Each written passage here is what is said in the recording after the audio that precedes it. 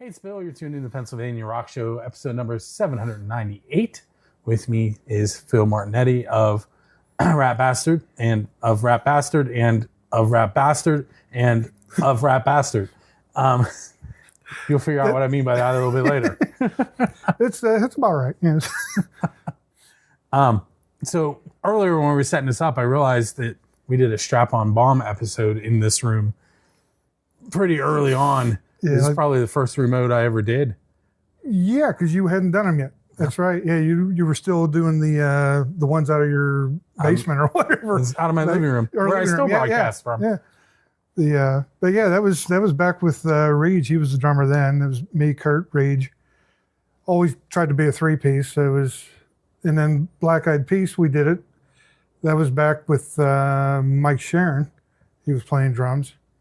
And we were just saying about the VAK music scene, the old booklets. There's one around here somewhere that when it was ipso facto that we were in. It's been going for a while, yeah. So even on take two, I can't think of his name. Yeah. I can picture the guy you're talking about, I think, but I can't. But his Alley-Kitsky Entertainment guide, Diana Groff, that's her new last name. I can't remember what it was back then.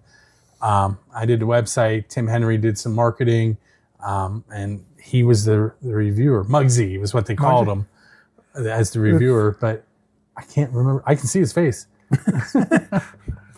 Yeah, it's been a long time, man. I remember seeing you, I think it was a Strap-on Bomb in Islin. Yeah, we did Strap-on Bomb whenever Reg was playing drums. Rock for Life 6 and 9. That was the last one we did with them. It was about probably a year and a half, 2 years later that Reg had his first kid. We were off for almost a year as he was getting used to the kid.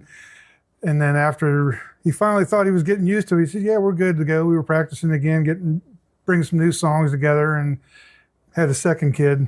That was it. That almost did the show in.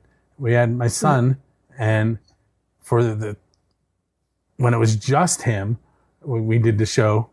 Still did it in my living room with bands. Like I was telling you earlier, like 40 people would show up when I was doing these shows, and then we had my daughters were born. They're twins, so then we had a 26-month-old and 2 newborns, and that's when there was a little bit of a break there. Try to get a little used to that one. Yeah. I still put out information about the ongoing shows and what the bands were doing, but there was no live bands playing in my living room for a while. Be a little noisy, yeah. That was just, basically at that point he was he was working in the day, watching his kids at night. She was working at night, watching the kids during the day, and then he moved to Florida. So that was the end of that. But after that, that's whenever it kind of, all them years playing out and everything, and it was like, man, I never really got good recordings of my originals. And Kurt started to play with a couple other guys around here doing more cover songs and everything. And I've always been about the original music more. And I was like, you know what, I'm just going to sit back and finally start recording. And I started trying to get used to that. And it was fun. I've been having more fun doing that, I think, than I did when I played out. It was more work. You spend 4 or 5 hours out working your ass off, and yeah. But of course, I'm still doing that. I'll be 7 to 8 hours straight, on the computer when I'm mixing stuff. Well, I kind of teased the fact that you're every part of the band, and if you watch the screen up behind us, you'll see different versions of Phil in the video. Yeah, it's. Basically, whenever I started to do this, I figured, I'm going to make a persona for like each one of my bass player, the guitar player, the drummer. And then one video, I even did a separate one for the vocals just to do something a little bit different there. But it's basically kind of 3 different people in a way. How did you come up with the personas? Like that one kind of reminds me of Darth Vader. That was... trying to remember, that was the first one right there with the spikes on my face. I just wanted something. I'm thinking nobody knows who I am. Let's keep it that way. So it was kind of like you couldn't see who I was kind of thing. So that's how that started.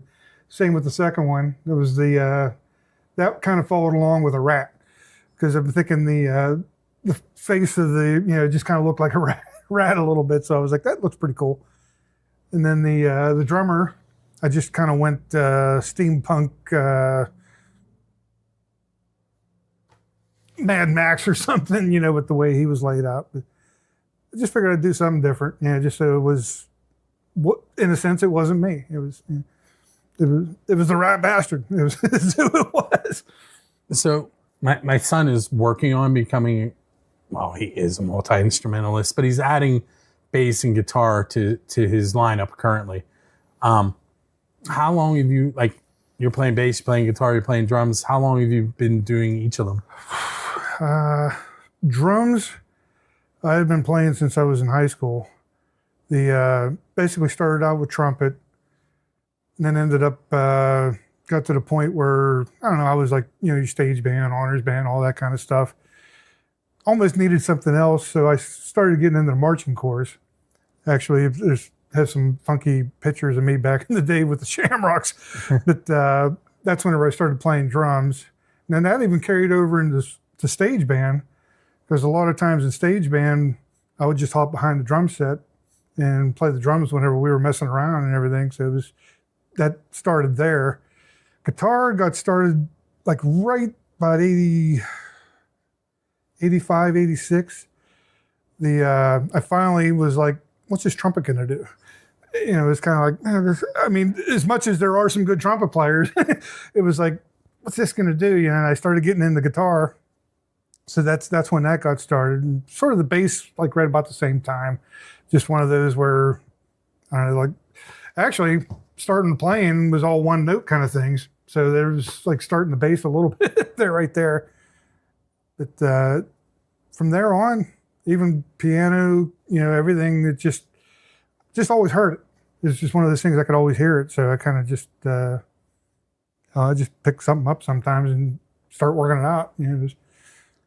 Yeah, that's how he is. He started with the trumpet, and he learned how to play the French horn and euphonium. One day he walked up to the piano and started playing it. Let's see, he's got an ear, yeah. He, back in March, his band and chorus director from school last year, they were playing in between the chorus and the band switching over during concerts. They would play with some students, and they both could play bass. Well, he said to my son, why don't you learn to play bass so we don't have to? And Rocky from Music from the 412 gave him a bass, and that he was also doing drama club at that point, so he didn't get into the bass too much at that point. But now he has a 4-string bass, he has a 5-string bass, and then about 2 months ago, maybe 3 months ago, the senior class decided that for part of the Spirit Week, they were going to play part of a song. So then he bought a guitar because he was going to play the piano part on the guitar. There you go. And then the week of the song that they were going to play, which was last week, the drummer quit Wednesday and they were playing Friday. He learned how to play the drums on that song Wednesday, Thursday, and played it Friday. That's impressive. So yeah. And my wife and I both told him, you're not getting drums. It's just what you want, yeah. But yeah, so he and my daughters are going to be on episode 800, so 2 episodes from now. There you go. Now that I wasted, so we'll get you some. All right. No problem. So can you pinpoint when you realized you wanted to play these instruments, or just when did you're like, wow, I want to be a musician? Actually, as long as I can remember, I've always just enjoyed making music. And even back with the, elementary school playing the trumpet, I would just always make stuff up. It was just one of those, I just loved doing music. It was, Christ, I remember I actually got myself in trouble on purpose in junior high because our music teacher, this was at Highlands at the time, he was basically like, if you got in trouble, you did something or whatever, he would make you do a solo in front of the whole class. Like, so I literally got myself in trouble on purpose so I could do the Benny Hill theme. So I learned the Benny Hill theme on my own just by ear, picked it up, and I ended up playing it in front of the whole class just for something to do. You know what I mean? It was just something to do. Well, at this point, we're going to play 2 tracks from Rat Bastard, but I'm going to let you tell me which 2. Well, could pick a couple of the newer ones, but I'd say for sure, if you wanted something to laugh at a little, you could do Drunk as F***, which has kind of got a little humor to it. And maybe something like High Time to Fly off the new one. Okay. So we're going to listen to those, and we'll be right back.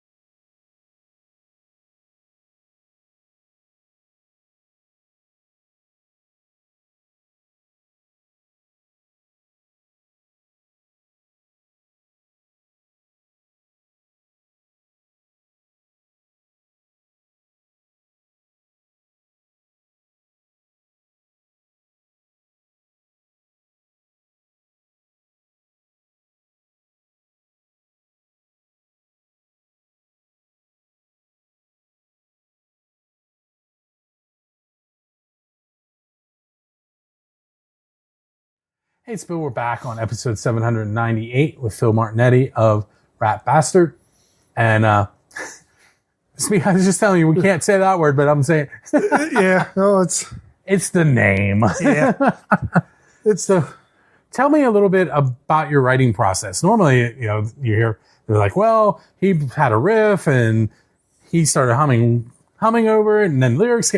How does that work for you? It's almost the same. Yeah, it's certain times I'll get a rhythm in my head, and it's like, man, it sounds really cool, and then it's basically from that I'll start to, okay, well, I need another one to go with this that would make a cool chorus, like kind of thing. Sometimes that'll start it. Other times I just get lyrics into my head. I'll be like almost poetic or poem like kind of thing. The rhyme gets in there, and it's like, got to write that down. And then boom, it's like, you know what, that would sound really good with like a punk groove, or this sounds like it should be really heavy, something like that, and just build from it. Yeah, it's so. I once, Paul Peterson from Big House Pete. Okay. Years ago, he was at my house doing one of these interviews, and he has a song called "If Sheep Could Shave," and you can read into that, and that's what it's about. And I asked him, I was like, so a lot of songwriters write songs about their life. And he said, yeah, that one's about my bass player.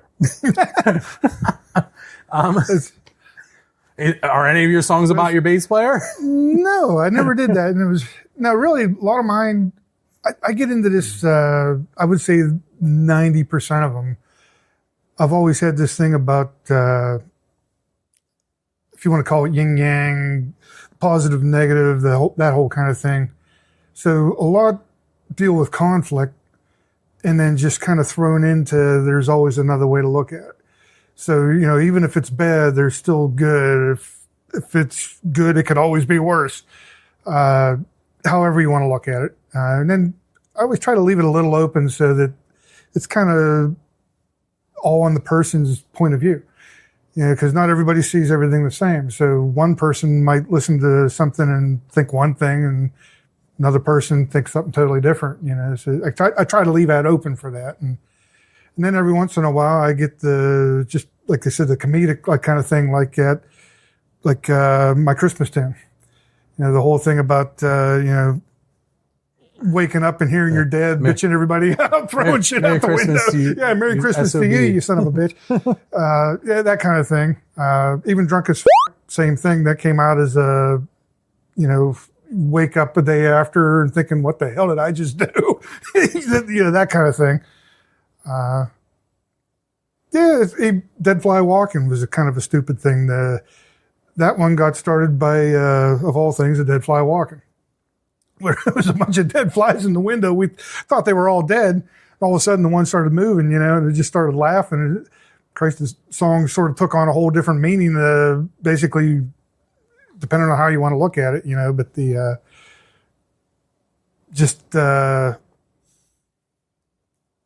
how, like, Christ, if he was on the cross, how would he look at the people that were actually putting him up on the cross? Would he look at them peacefully, or would he look at them with a vengeance, kind of thing? Depends on how you look at it. It's him, I'm sure he looked at it as, I forgive you. But if you were somebody in the crowd, kill that son of a bitch. There's a whole different way of looking at things. But that's a lot of mine. It's just always, I try to leave it either or, because there always is both two sides of the story. Okay, so I'm going to ask you my official, unofficial Build to Sing questions, which you've probably heard a bunch of times. A couple anyway. Yeah. What is the best pizza you've had because you're a musician? That's a good one. If I go by as a musician, I was even thinking about this before. I got to say Vise. If you remember when Vise was up the street? Yep. Grant. Yeah, up on Grant and Vandergrift here. Every time we would play there at the end of the night, the cook would come out and go, "You want a pizza?" And it could have been the worst pizza in the world, but at the end of the night, after you just belted it out for 3 hours, 4 hours, it was like the best pizza in the world. It was like you're tearing everything down, you're walking over, grabbing a slice of pizza in between. It was just like, it was great. It was the best thing that ever happened, kind of, yeah. As far as taste, I don't know, that's a tough one, because Tux was always my favorite. But their stuffed pizza is awesome. Yes, the stuff, the deep dish. Yeah. But I keep seeing that damn Smokey Joe's House of Q. I know him. He was my uncle's best friend when I was growing up. Oh, really? Who's only 5 years older than me.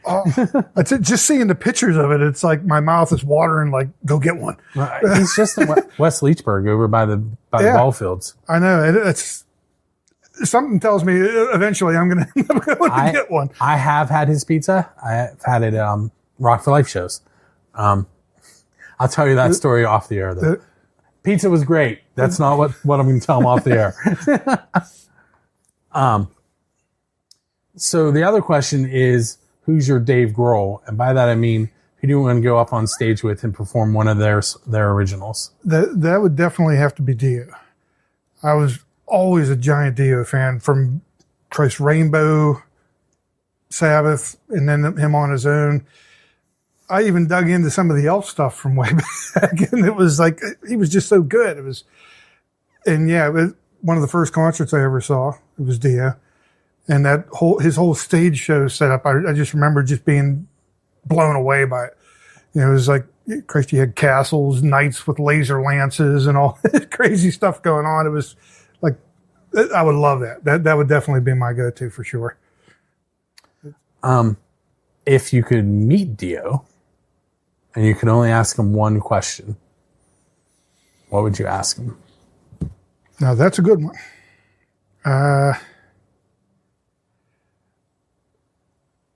I'd almost have to say, who did he like playing with better? Like Rainbow, Sabbath? Did he like doing it on his own there? I think that would be kind of an interesting thing just to hear, whether he liked Rainbow, Sabbath, or, on his own. I know Ozzy didn't like him in Sabbath. I've heard that yeah. In fact, it was a weird thing. I just saw a meme thing pop up on there with Ozzy saying about, what he thought of Dio. But I always liked him. I don't know. His voice was just so powerful. It's like, I remember him even saying back in the 80s about how he didn't see himself lasting that much longer because of how much he belted it out. Christ, and then he turned up, ended up still going on right up until the end. It was like, he was a hell of a singer and performer. So there's a question that I've titled, it's the Diesel Beast question, because they were the first band I ever asked it, and nobody's topped their answer yet. I'm going to tell you their answer, and then you can tell me whether or not you want to try answering it. All right. So the question was, if you could play anywhere in the world, it could be non-traditional venue, with any band, who would you want to play with and where? And their answer was they wanted to play at Stonehenge with Dio. That would be cool as shit, actually. Yeah, that would be very cool. Just the scenery. Yeah, and him and his whole fantasy theatrical kind of thing. That would be hard to beat. And then, of course, I said, well, maybe if you touch the stones in the right order, Dio will come back. There you go. That would be even better, yeah. Yeah, that would be cool. That would be extremely cool. That or maybe one of those crazy caverns. You know, that natural reverb. Yeah, that and just seeing all the stalactites and everything. That'd be cool shit too. Cool.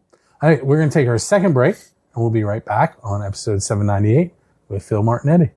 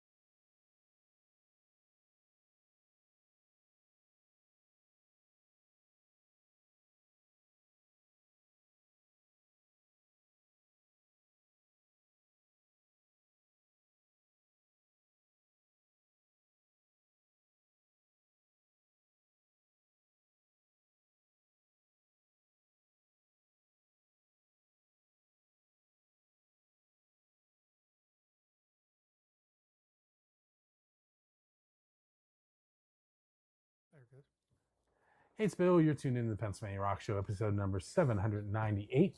We're headed into segment 3 with Phil Martinetti of Rat Bastard. If you're just tuning in, you missed 2 of his songs. You missed us talking about how his songwriting process works, some other things. I'm going to hit him with some of the Bill Decine Pennsylvania Rock Show questions now. So let's say back when you were gigging, you were leaving a show, and there was a DeLorean sitting outside with a door up in the air and a flux capacitor in the back seat. Where are you going in time, and what band are you going to play with? Because, Marty went back and played with Chuck Berry's cousin's band. Yeah. Tell you what, that would be, I think I would go to Sabbath back in their, the earlier Sabbath in the early 70s there, and catch them whenever they were just getting rolling. Yeah, that'd be. I think that, and this is going to be such a, Tony's Fingers. I would like to see how that all played out. Yeah. Like, I don't want to see him losing his fingers, right? But I want to see how he figured out this could work on my fingers to take the place. Right. Yeah. That would be, you got to give it to him. I mean, that's another one of those, even though he can't feel the tip of his finger anymore, to still be able to play the way that he does is just, wow. Yeah. And how much did that change his sound? That too. Yeah. Yeah. I think I might avoid Ozzy after the show, though. Yeah, Ozzy in the early days could get a little crazy there. Just because he snorted ants and crap like that. Since you brought up the Motley Crue, yeah. What was the name of that? What's the name of the movie? Oh God, I can't think of the name of it. But I think that they probably had to hold stuff back when they made the movie. I'm sure. When I was done, I was like, wow, that wasn't nearly as bad as I thought it was going to be. No, yeah. Because you think of some of the stories you've heard of Ozzy, there was nowhere as near as, yeah. But I guess he could be crazy. I heard one good one recently was Zakk Wylde, talking about him towards the end there, how he would still want to get a drink. And he said he would hide in a stall in the bathroom after the gig, waiting for him to come over and hand him a beer underneath the stall. He was like, bring me beer. I'll be in the stall. You know, I could just picture it, you know. He said he would do it. He said he would still bring it to him, you know. If I'm just going to flat out ask you on this one, who would you cite as your influences? Biggest influence, I would probably say, like, as crazy as this may be, Stray Cats and Van Halen, the two of them together. Because it was kind of when I was really starting to get into rock music a little bit more. I mean, Stray Cats was like cool as hell at the time, and it was like, oh, I really love that. That rockabilly, just the way that he played, it was great. And then Van Halen, mainly because just the whole fact that he did a lot of just learning on his own. It was that whole, he picked stuff up by ear, he just figured it out on his own. I mean, yeah, he was classically trained on piano or whatever, but he never had anybody teach him guitar. He just figured it on his own.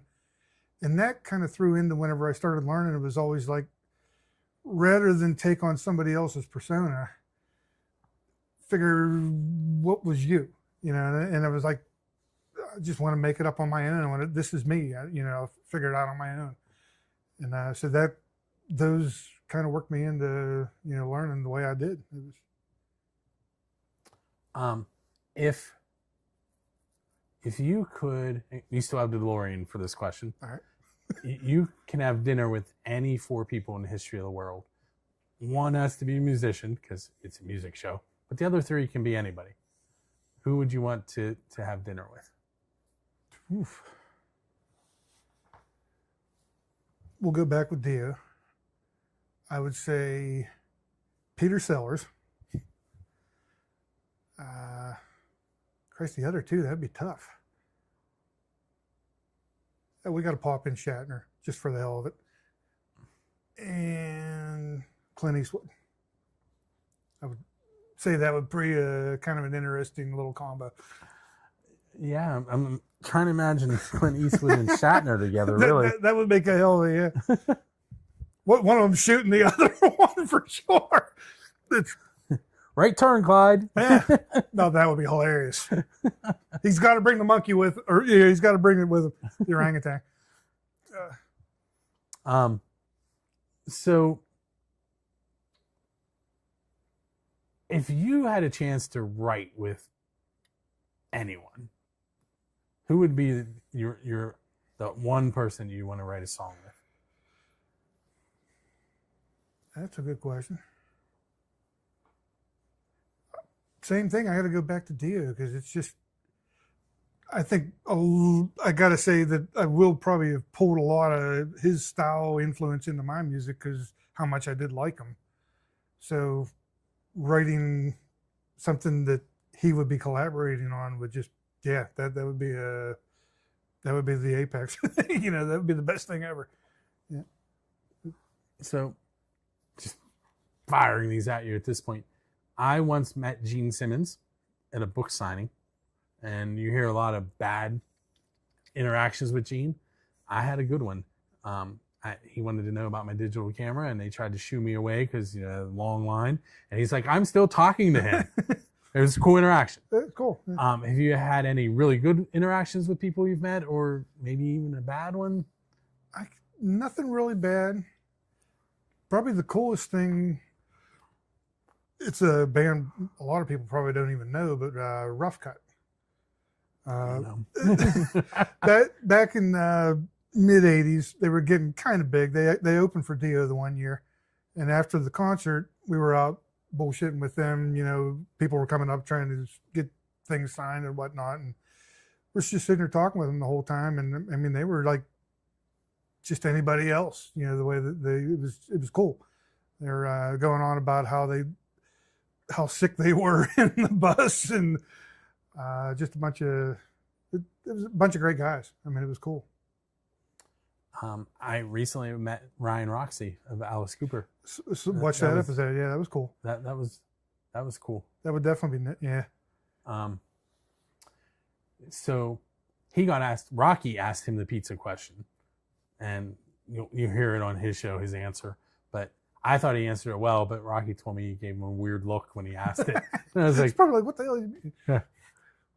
it's my thing. Hey, it's a good question to ask. Yeah.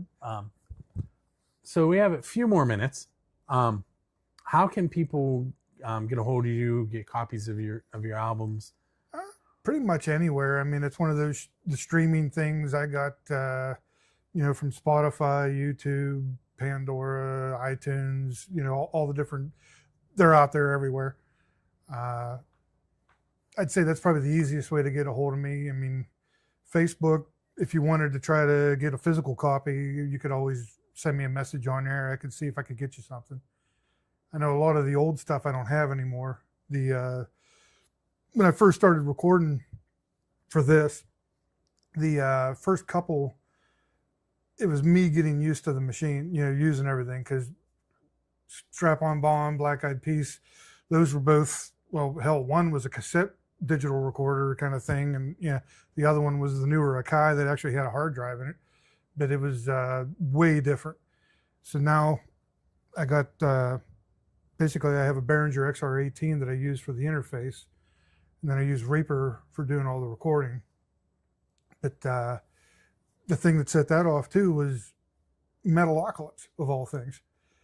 I was watching a documentary on Brendan Small and how he got the sound for Metalocalypse. And same thing, he used basically like a superior drummer to get his beats down whenever he came up with an idea. And then he used his Line 6, which he has the rack mount version of what I have, but same thing. And that Line 6 is all the guitar work that you hear on the show. And I was like, Christ, that thing sounds so good. It was unbelievable. So I made sure I got one, and that's how I started kind of doing the recordings. But the very first couple, those were, there's just nothing left. I mean, I had like hundreds made, but I just give them away. I don't even try to sell them. It's one of those things. It's like somebody comes in, they like the music. I'm like, here, take it. So those are gone. I do still have from the Rat up. I still have a bunch of different ones here and there. So if they get a hold of me, I could always get you something. And so I have a few sitting on my desk that I normally record a show on. That's the artwork for right. for this episode. Yeah. And I just sent a bunch to John Ballistic for the Underground Jukebox. I just sent him a bunch. Figured I had to. He sent me a shirt. I'm like, hey, you send me a shirt, I got to send you something. So I sent him all even though he had already had the music, I'm like, well, you got to have the hard copy. So for those of you that don't know who John Ballistic is, he's a DJ on Music from 412. His show is called John Ballistic's Underground Jukebox, and it's on Thursday nights at 8 p.m. It'll replay Friday night at 11 p.m. And I can't remember the morning episodes, but there's two of them. Yeah, it's cool to listen to. If you want to hear something that nobody heard before, pop it on. And when his Thursday episode is over, you can hear my show replayed. Yeah, it was on right after. So one more question for you. I'm 99.9% sure that you're working on new songs currently. Right. I think I saw some artwork for them. Yeah. What's the timeline on that release? I'm hoping that I'll have everything done and start to go out into the stores for at least the beginning of the year. It was one of those things where a lot of the songs I have them down, I've been having trouble playing anymore because I got a damn trigger finger on my one finger, which has been slowing me down a lot. I'll get into a groove, I want to start recording, and as soon as I play for like 3-4 songs, all of a sudden it stiffens up, and it depends on what I'm doing. If I'm playing chords, it's like my C chord, G chords, it'll lock down on me like that, and I can't do shit with it. But so I'm fighting in between. But the other thing is, I ended up realizing the one song that's actually the name of the album, Rhymes of Death, ended up being over 10 minutes long. And I'm thinking, okay, wait a minute, that's a really long song. That's almost prog. Yeah, it was crazy. It was one of those things where it just got it. I was like, holy fuck, that's long. But so what I ended up doing is, it was like, I'll do like a Pink Floyd thing. I'll do a part 1 and a part 2 and a part 3. And that actually turned my EP into an LP. So that's kind of got that. So that's slowing me down now because I'm working on the fact that I've split it into 3 parts and I don't want each one to sound exactly the same. So I'm doing some little tweaks there. But yeah, it's hopefully by the beginning of the year should have. Cool. Well, I want to thank you for hanging out with me this evening. Oh, hey, thanks for coming to the sewers. Well, normally I'm in AK Music Scene Studio. There's a history behind that name, and this is perfect. Yeah, it's funny because the one CD I actually put on there as a joke, Underbelly Records, just because it's just the sewers, It's well, thank you again. Hey, it's nice talking to you. And everybody, make sure you join us each and every Monday night, 7 p.m. for the interviews. If you want to be involved in the live portion of the show, or if you want to hear the radio show with all the music included, that is 10 p.m. You can go to musicfromthe412.com, buildascene.com, xrpradio.co.uk, or metalshop101.com, all at 10 p.m. on Monday. And then it replays all over the world throughout the week. And it's on the website 24/7, 365. So once again, that's buildascene.com. And we will catch you next week.